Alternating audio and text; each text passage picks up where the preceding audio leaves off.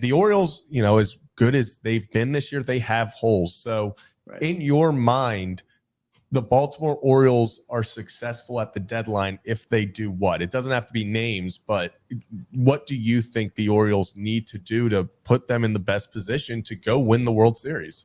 I think they need two things, Zach. I think they need a starting pitcher, preferably a guy that could slide in the third spot. Mm-hmm. And they need a back-end reliever of some kind. Could be an eighth-inning guy, could be a guy to be a co-closer with Kimbrel. When we know at some point, Kimbrel's going to get off track late in the game, you're going to want to have that guy to come in to bail him out. It'd be nice if it was a lefty. It'd be nice if it was somebody named Tanner Scott. Even though he's different than when he was here as an Oriole. I mean, he throws strikes now, and his stuff is dominating. And he can close. So there's guys like that. But I think they need those two things to go to the World Series. And what that does, two things. It gives you. There's no certainty in this, but especially like we saw last year in the first round. But it gives you that ability to overcome an injury that you can't prepare for in August or September. Somebody's going to get injured.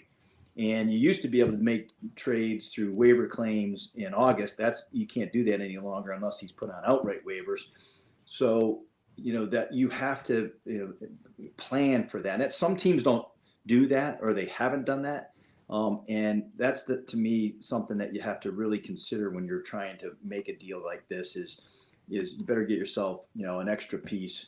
Even if you feel like you're okay with one, you might need another, and so that's what I think the Orioles need to give them the better chance of getting to the World Series. I think if they did nothing, they're a World Series caliber team. That's how good they are. Despite this last 10-game stretch, I think they're a World Series caliber team.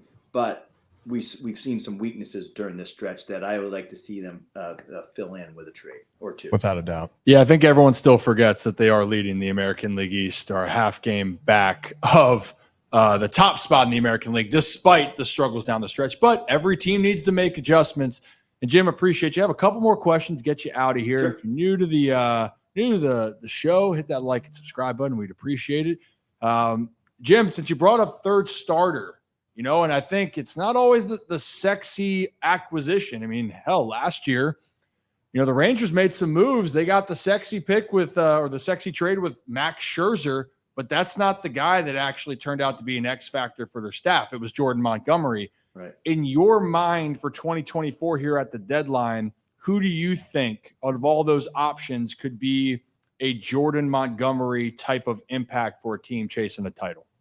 Well, yeah. So, there's a couple guys that, you could consider in that, whether it's, like I mentioned earlier with Tampa, Zach Eflin is a guy that would be a sleeper type of starting pitcher that gives you innings.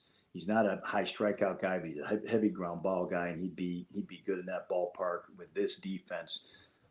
It doesn't have to necessarily be Crochet. I'll tell you a sleeper, and I don't know if he's a number 3 type starter, but he's pitched like a number 3. Is Eric Fetty with the White Sox, and it wouldn't cost you nearly as much.